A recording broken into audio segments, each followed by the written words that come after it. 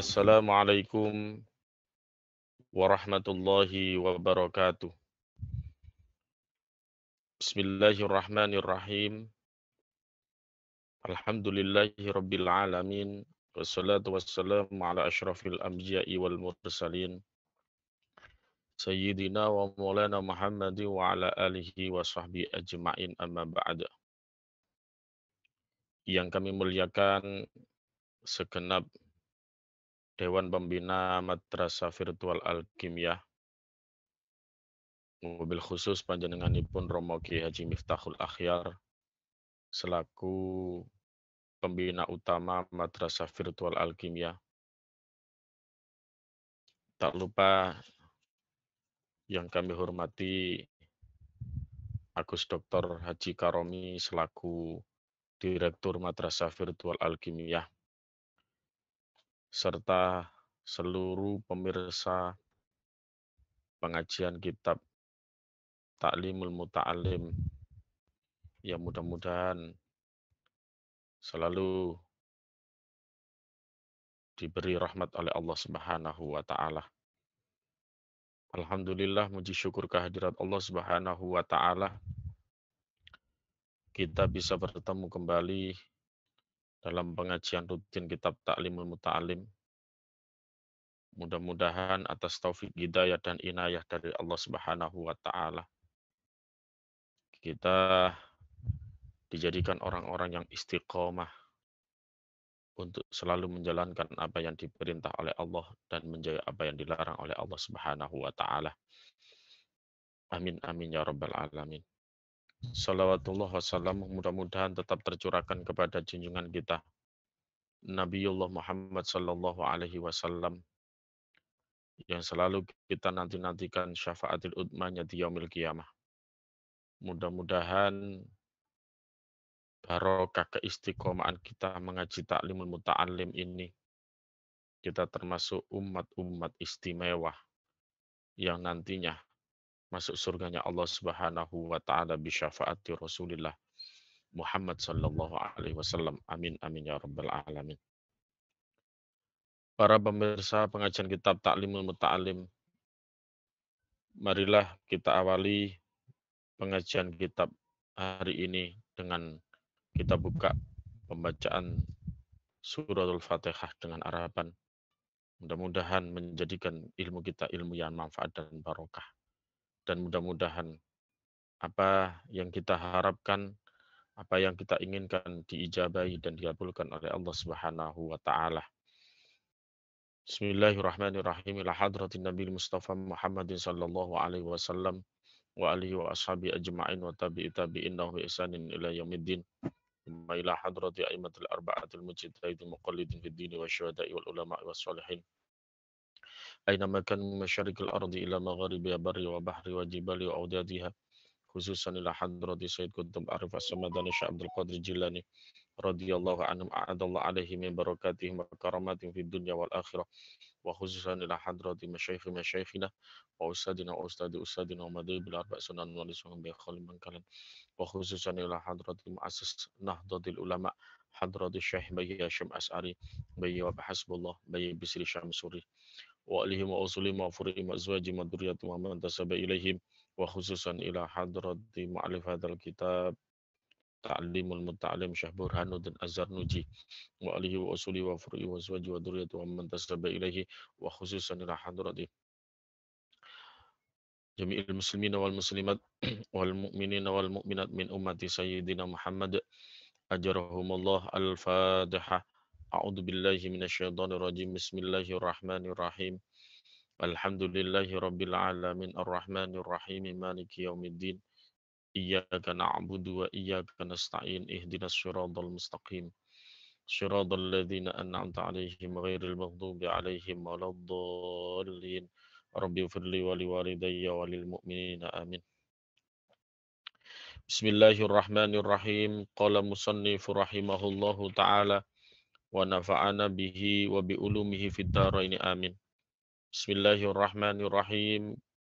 Kita lanjutkan fasal yang kedua, yaitu mengenai niat ketika belajar. Bismillahirrahmanirrahim. Wa ansyadah wa ansyadalan nembangaken sapa Asy-Syaikhul Imam Syekh kang dadi kepala Al-Ajallu kang agung. Rupane Burhanuddini Kiai Burhanuddin Shahibul Hidayati kang anduweni kitab Hidayah syi'ron ing syair li ba'dihim kedue sebagian ulama. Fasadun iku fasadun kerusakan kabirun kang agung. Alimun utawi wong alim mutahatikun kang ora nglakoni ilmune. Wa akbaru lan iku luwih gedhe minhu tinimbang saking alimun. Minhu saking alimin mutahatikin jahilun utawi wong kang bodho mutanassikun kang ibadah tanpa ilmu. Huma utawi karo-karone alimun mutahattikun lan jahilun mutanassikun iku fitnatun dadi fitnah fil alamina ing dalem alam kabeh azimun kang agung. Liman kedue wong bihima kelawan karo-karone alimun mutahattikun wa jahilun mutanassikun bidinihi ing dalem agamane man yatamassaku kang cecekelan sapa man. Bismillahirrahmanirrahim. Wa ansyadana Syekhul Imam Al-Ajal Burhanuddin Shahibul Hidayah syi'ran li ba'dihim. Syekh Al-Imam Al-Ajal yang terhormat, yang agung, Syekh Burhanuddin. Syekh Burhanuddin yang mempunyai kitab Al-Hidayah membuat suatu syairan kepada sebagian orang-orang yang mencari ilmu. Membuat syair yang ditujukan kepada orang-orang yang berilmu atau penuntut ilmu. Apa syair beliau? Fasadun kabirun alimun mutahattikun. Kerusakan besar terjadi dari orang-orang yang alim yang tidak teratur.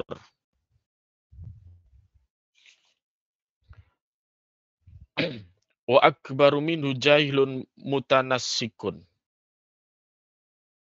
Dan yang lebih besar lagi kerusakan yang akan timbul dari orang yang bodoh, yang ngawur. Atau orang bodoh melaksanakan suatu ibadah tanpa didasari dengan ilmu. Huma fitnatun lil alamina azimatun.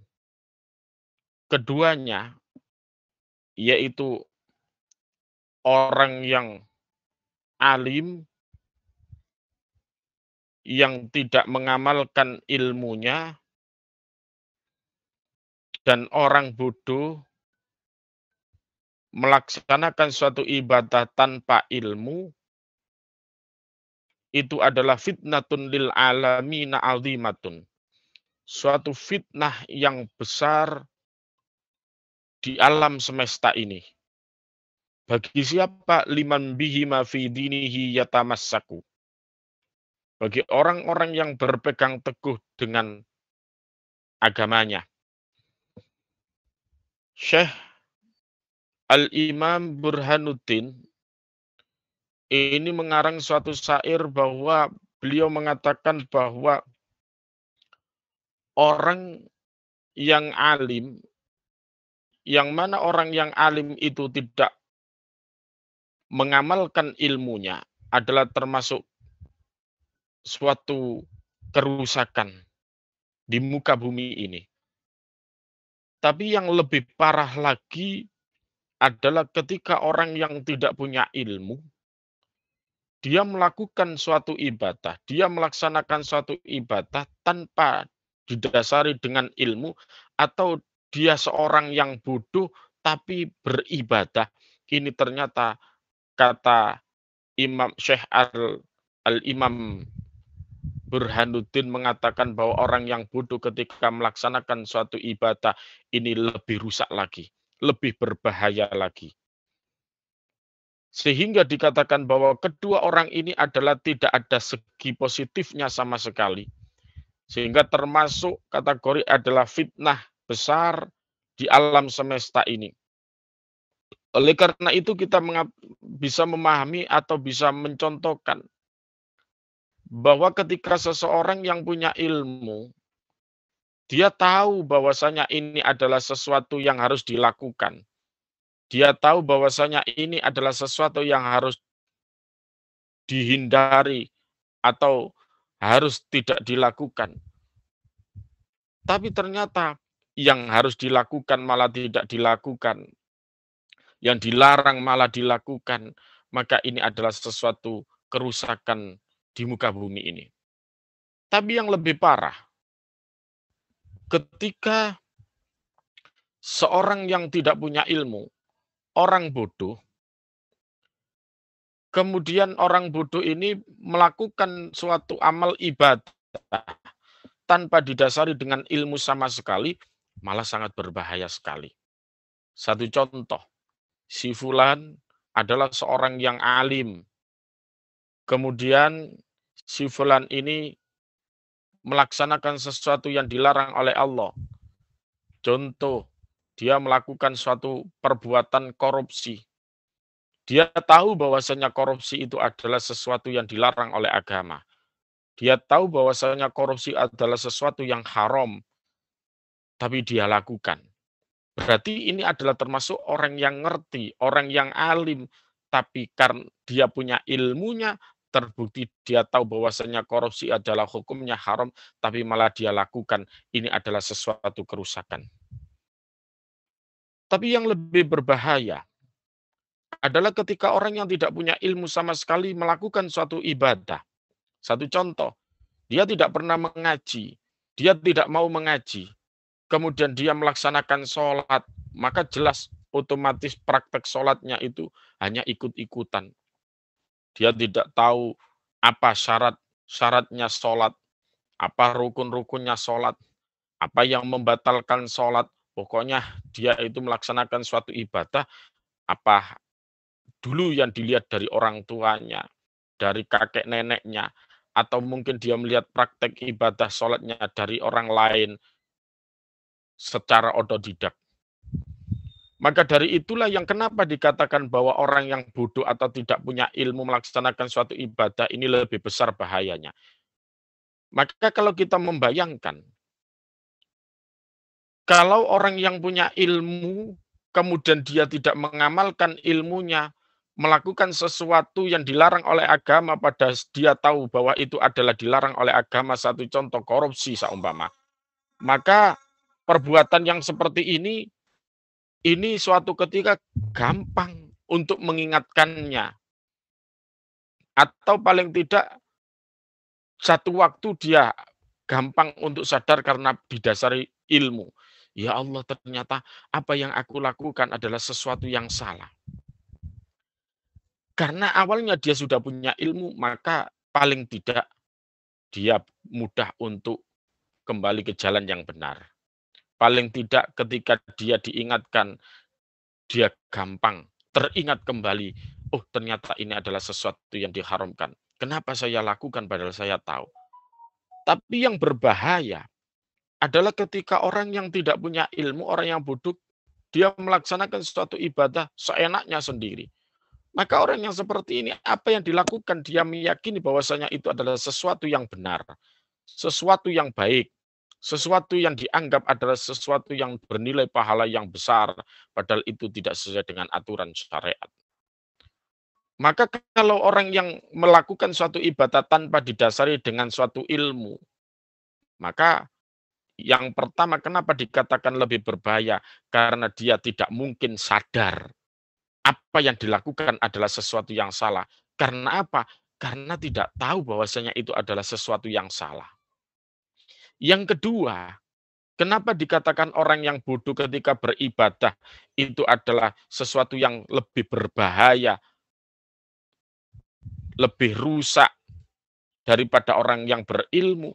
Karena orang yang bodoh yang tidak pernah mengaji sama sekali, otomatis kalau diingatkan ini kadangkala lebih sulit karena dia sudah mendarah daging, yakin apa yang dilakukan adalah sesuatu yang benar. Padahal apa yang dilakukan adalah sesuatu yang salah. Oleh karena itulah, ketika kita memandang individu masing-masing, jelas yang lebih berbahaya adalah orang yang tidak punya ilmu. Tapi kalau secara umum, maka otomatis yang lebih berbahaya adalah orang yang punya ilmu. Kalau kita lihat dari individunya, yaitu tadi sesuai dengan syair bahwa yang lebih berbahaya adalah orang yang tidak punya ilmu. Karena dia tidak mungkin bisa sadar, karena apa yang dilakukan adalah diyakini benar. Karena dia tidak mungkin gampang diingatkan, karena dia tidak didasari dengan ilmu. Sehingga apa yang dilakukan adalah diyakini sesuatu yang benar, padahal itu adalah salah. Berbeda dengan orang yang punya ilmu. Kalau orang yang punya ilmu, maka orang yang punya ilmu itu ketika melaksanakan suatu kesalahan, memang adalah termasuk suatu kerusakan.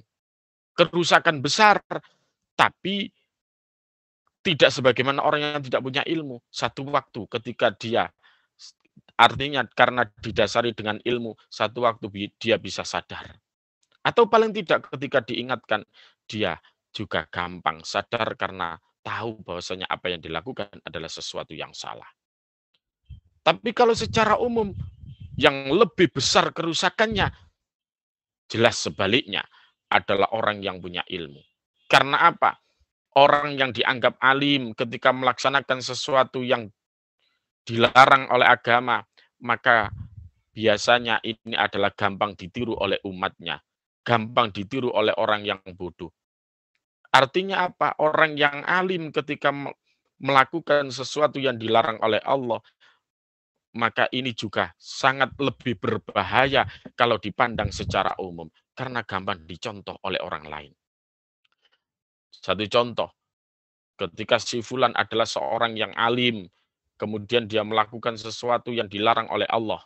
Contoh, mungkin kalau seorang perempuan, dia punya basic pendidikan pesantren, tapi ternyata ketika dia memakai pakaian, mungkin mungkin sudah tertutup, tapi ketika memakai pakaiannya ketat, sehingga terbentuklah lekuk-lekuk tubuhnya.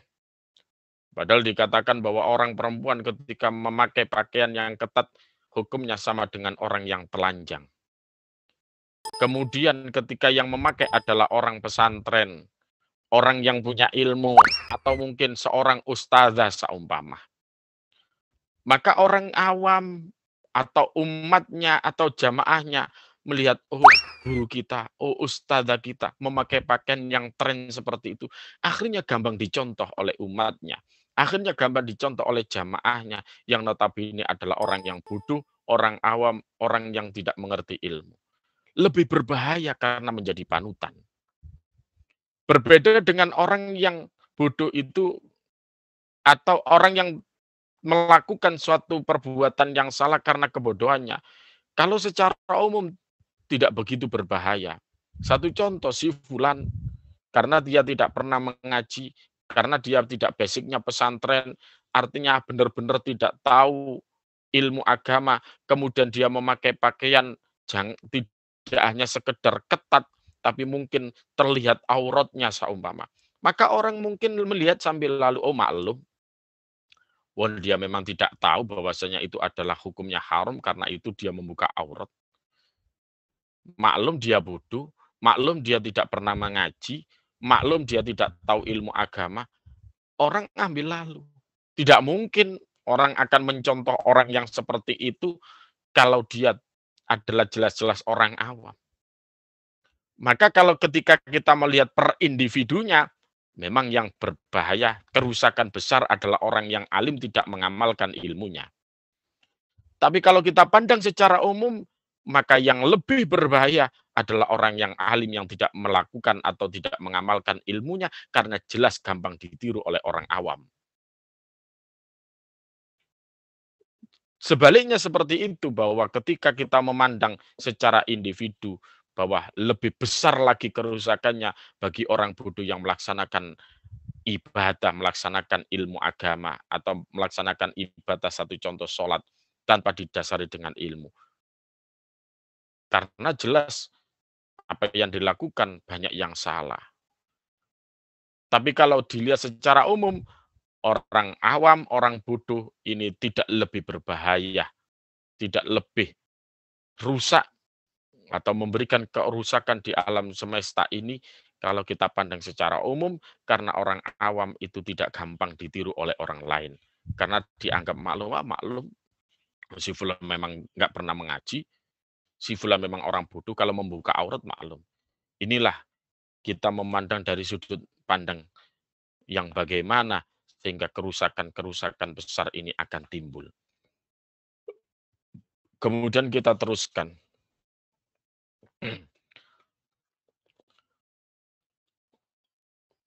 Wayanwi, wayanwi lan niat sapa muta'alim bihi kelawan oleh golek ilmu, bihi kelawan oleh golek ilmu asyukra ing syukur ala nikmatil akli ing ngatasi nikmati akal, wasihatil badani lan warasi awak, wasihatil badani lan warasi awak, walayanwi lan ora kena niat sapa muta'alim biha kelawan tolabul ilmi atau bihi kelawan tolabul ilmi atau bihi kelawan luru ilmu, iqbalan nasi ing madhepe menungso ilaihi marang awake muta'alim, walastijlabah lan ora niat murih narik hutami dunya, walastijlabah hutami dunya lan ora niat murih narik pira-pira bondo dunya, wal karomata lan ora niat ing amrih karomah atau kamulyan, indas sultani ing dalem sandinge ratu, wa ghairihi lan liyane sultan, wayanwi bihi asyukra ala ni'matil akli wa sihhatil badani. Kemudian dan niat bersyukur, seorang yang mencari ilmu harus niat bersyukur atas kenikmatan akal, bersyukur atas sehatnya badan, wasihatil badani, wala yanwiya bi iqbalan nasi alaihi, tidak sebaliknya berniat untuk dikagumi di hadapan manusia atau mencari pengaruh, walastijlaba hitamid dunya, dan juga tidak pula untuk meraih, menarik kenikmatan dunia, wal karomah dan kemuliaan, kehormatan, indas sultani di hadapan pemerintah, di hadapan pemimpin, di hadapan raja, wa ghairihi dan selain itu semuanya. Bahwa orang yang mencari ilmu, di samping niat pokok yang kemarin, bahwa yang selanjutnya ketika kita belajar, ketika kita ngaji, apa yang harus kita niatkan di dalam hati kita? Kita niat untuk hanya semata-mata bersyukur kepada Allah, ya Allah, alhamdulillah. Engkau memberikan aku kenikmatan yang berupa akal yang sehat ini, yang tidak dimiliki oleh makhluk siapapun yang Engkau ciptakan, karena hanya manusialah yang Engkau beri akal yang sempurna. Makhluk yang Engkau ciptakan selain manusia, tidak ada satupun yang Engkau sempurnakan dengan akal fikiran. Maka karena Engkau menciptakan aku menjadi seorang manusia yang sempurna dengan salah satunya Engkau berikan aku akal yang sehat. Maka aku niat, ya Allah, aku ngaji, aku belajar, aku mencari ilmu, aku tolabul ilmi. Hanya tujuan adalah bersyukur, berterima kasih kepada Engkau, ya Allah. Maka inilah ketika kita niat untuk mengaji seperti itu, mencari ilmu seperti itu, kita hanya berterima kasih kepada Allah. Kita manfaatkan akal kita yang sempurna ini dengan apa yang salah satunya kita penuhi akal-akal kita ini dengan ilmu, ilmu syariat, ilmu agama, sehingga sebagai bentuk rasa syukur, bentuk terima kasih kita kepada Allah. Kita manfaatkan semaksimal mungkin. Kemudian kita niati bahwa ketika kita ngaji, ketika kita belajar, kita hanya niatkan, hanya bersyukur kepada Allah karena kita diberi kesehatan badan oleh Allah. Ya Allah, saya niat mengaji, ya Allah. Saya berterima kasih kepada Engkau, ya Allah. Engkau memberikan aku rasa sihah, kenikmatan sehat badan, sehat walafiat. Andai kata Engkau tidak memberikan kesehatan, mungkin aku tidak akan bisa melangkahkan kakiku untuk mengaji, untuk mencari ilmu. Mumpung Engkau masih memberikan aku sehat badan, sehat dohir, sehat jasmani, maka aku gunakan untuk mengaji, mencari ilmu, ya Allah. Terima kasih, ya Allah. Kita hanya bersyukur, alhamdulillah. Mumpung saya masih diberi ilmu, mumpung saya masih diberi kesehatan oleh Allah, kapan lagi? Nanti kalau saya sudah tidak diberi kesehatan oleh Allah, tidak mungkin aku bisa mencari ilmu, tidak mungkin aku bisa mengaji. Hanya apa yang aku renungkan, pasti di belakang hari aku hanya melamun, kecewa. Kenapa enggak dulu-dulu saya mengaji, sekarang kondisi saya, kesehatan saya seperti ini. Dibuat duduk sekian menit, sakitnya bukan main.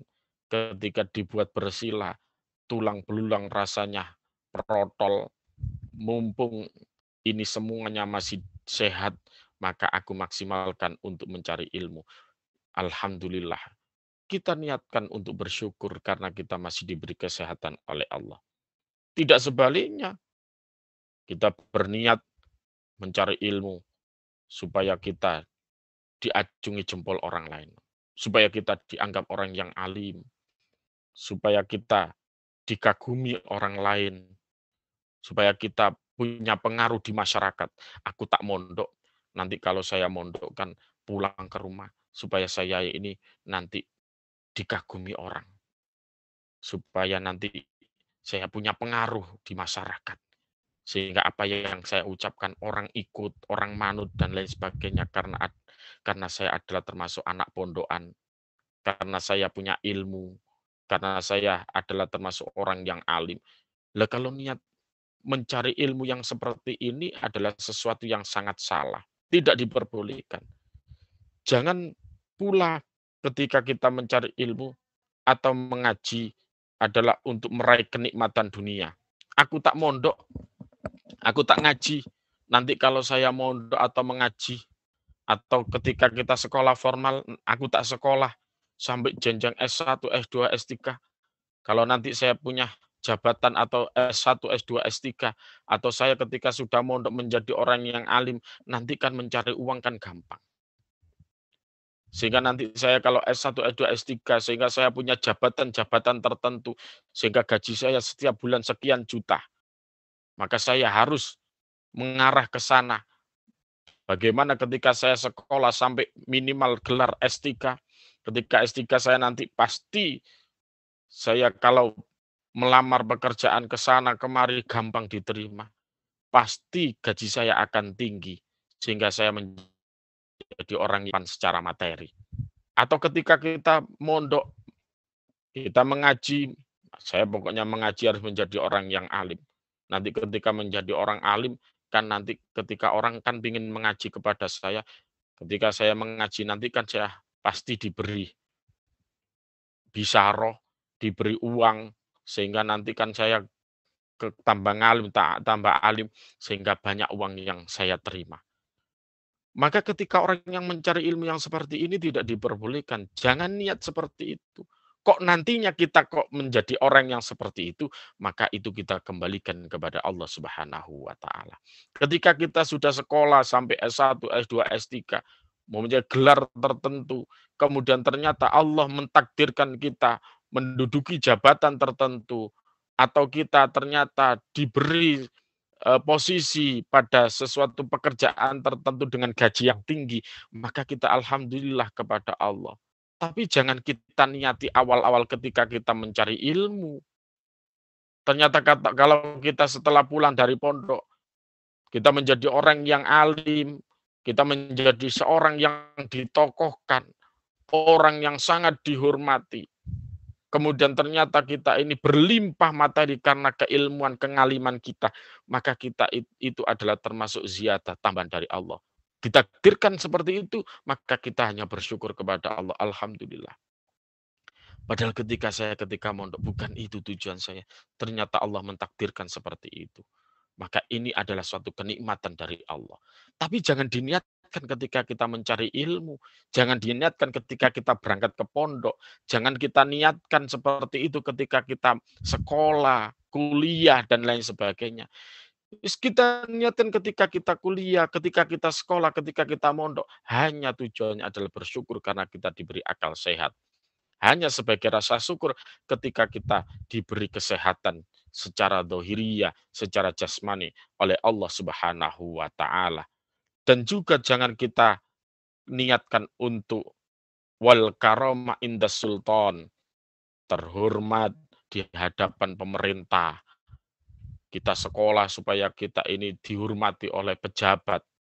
Kita mondok, kita ngaji, menjadi orang yang alim, sehingga bagaimana kita dihormati oleh para pejabat, sehingga tangan kita dicium ke sana kemari.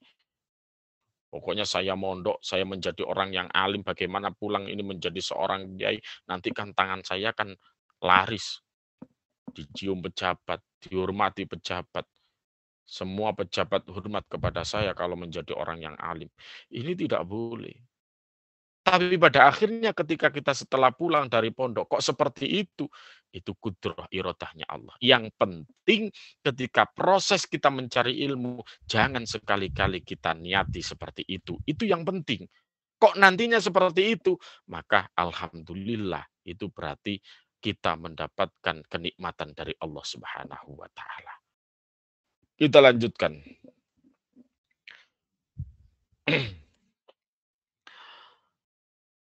Kala ngendika sapa Muhammad binul Hasan, Syekh Muhammad ibnil Hasan rahimahullah, laukana lamun ana sapa annasu menungso, kulluhum ya sekabehane annas iku abidi dadi budak ingsun, la'ak taqtuhum mongko nyekti merdekaaken sapa ingsun ing abid, wa tabarra'tu lan lebaran sapa ingsun an walaihim saking waris walake abid. Waman lan sapane wong wajada lamun nemu sapa man waman lan wong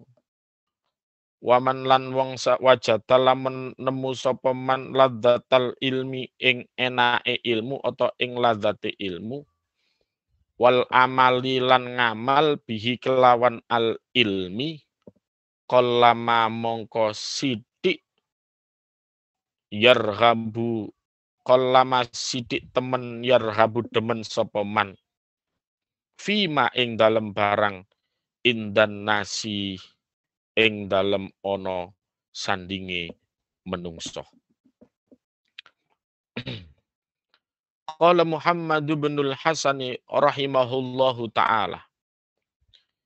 Syekh Muhammad Hasan rahimahullahu taala, beliau berkata, "Lau kana nasu kulluhum abidi." Andai kata seluruh manusia menjadi budakku, la taqtuhum wa tabarra'tu an walaihim.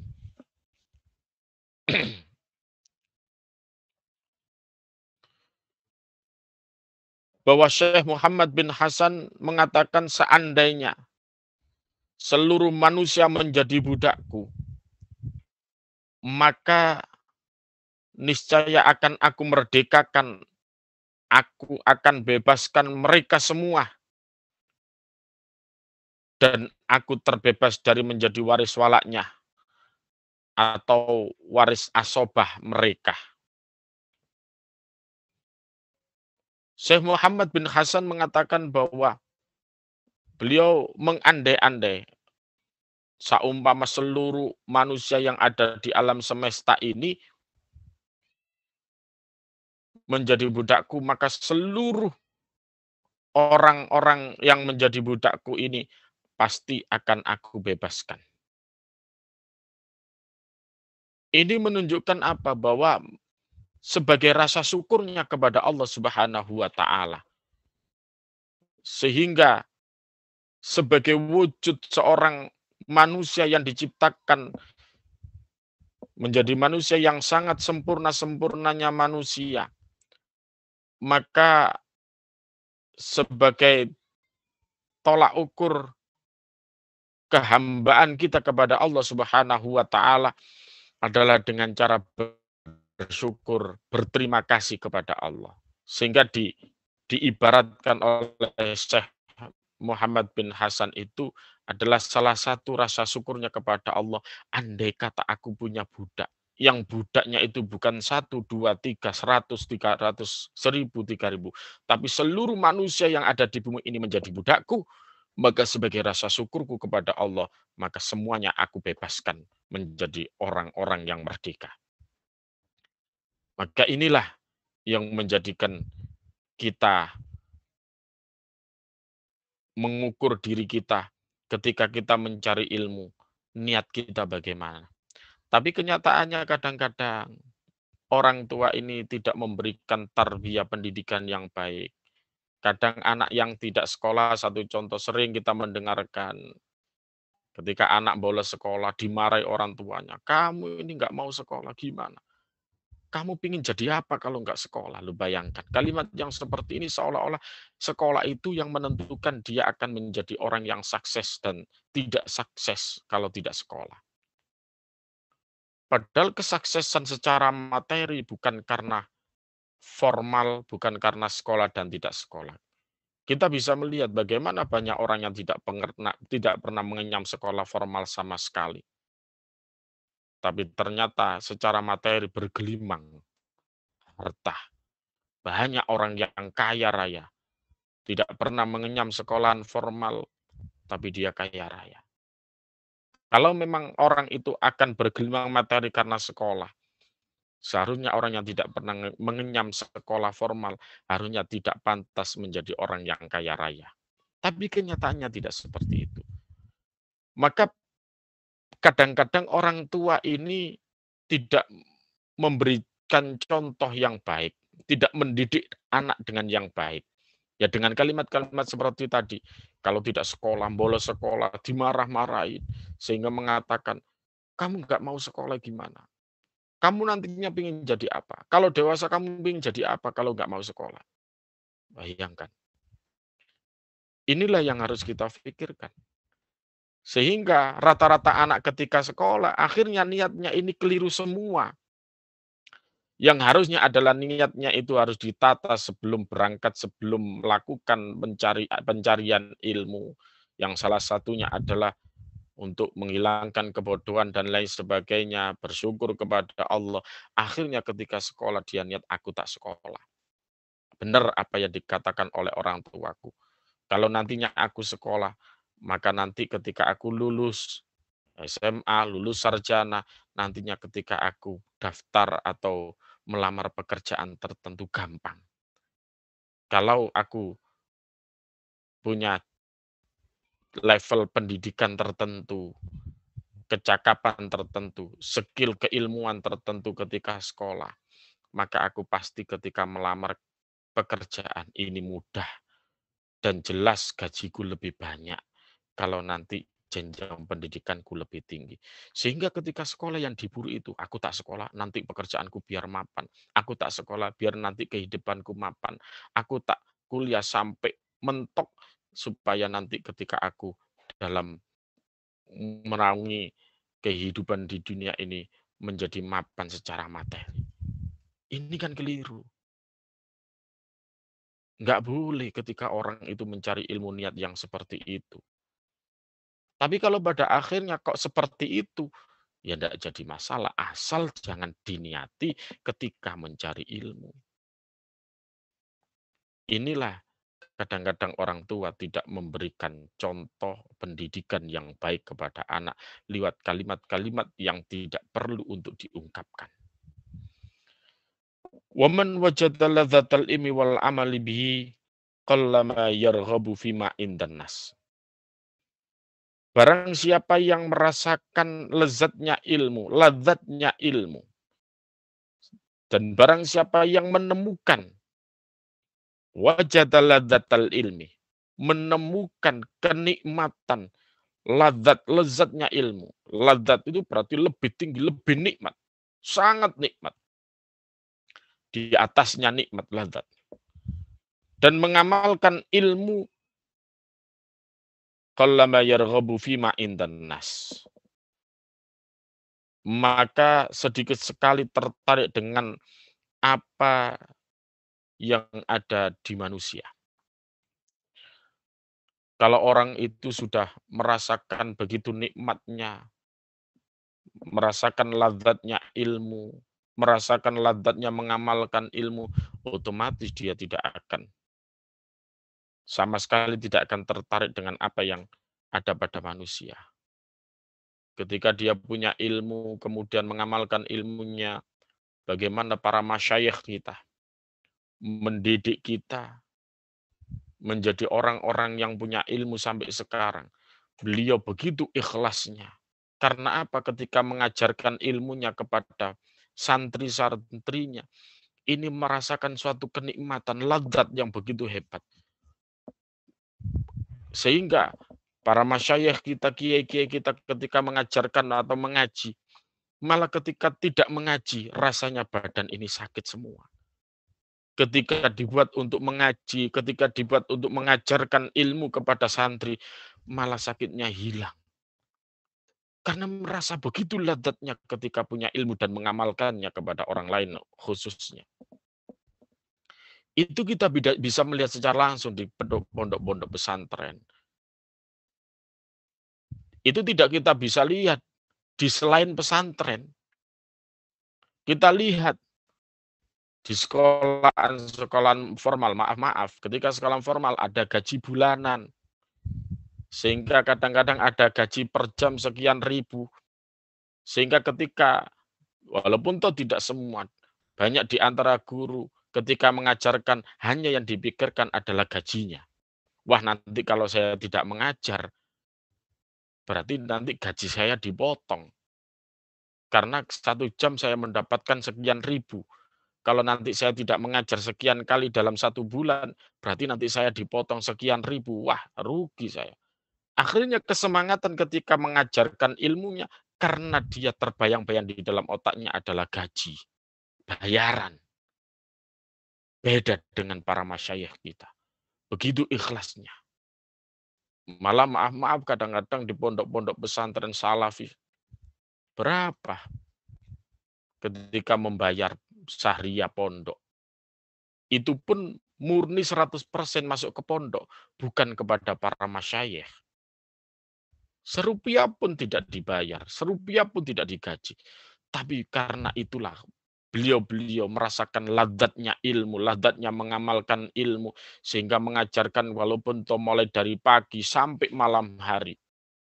tidak merasa lelah sama sekali, tidak merasa bosan sama sekali. Bukan 1 hari, bukan 1 bulan, tapi berpuluh-puluh tahun kehidupan beliau di pesantren mengajar baik pagi hari, siang hari, sore hari, malam hari. Tidak pernah merasakan lelah dan keluh kesah. Merasakan lezatnya ilmu yang beliau amalkan kepada para santri. Dan ini sampai sekarang kita bisa melihat belum ada orang yang mengajarkan ilmu, merasakan lezatnya ilmu diamalkan kepada orang lain, sehingga sampai tidak tertarik dengan apa yang dimiliki oleh manusia. Tidak memperhitungkan, "Loh saya mengajar sekian mulai pagi sampai malam hari, santri nggak pernah membayar saya, ah malas ah." Sehingga membuat suatu aturan, kalau kamu ingin ngaji kitab ini, maka tiap satu pertemuan sekian ribu, tiap satu khataman sekian ratus ribu, enggak pernah. Maka dari keikhlasan beliau inilah, karena di dalam dirinya ada kelazatan ilmu, lazat nikmatnya ketika mengamalkan ilmu, sehingga keikhlasan beliau mengalir kepada santri yang diajarkan.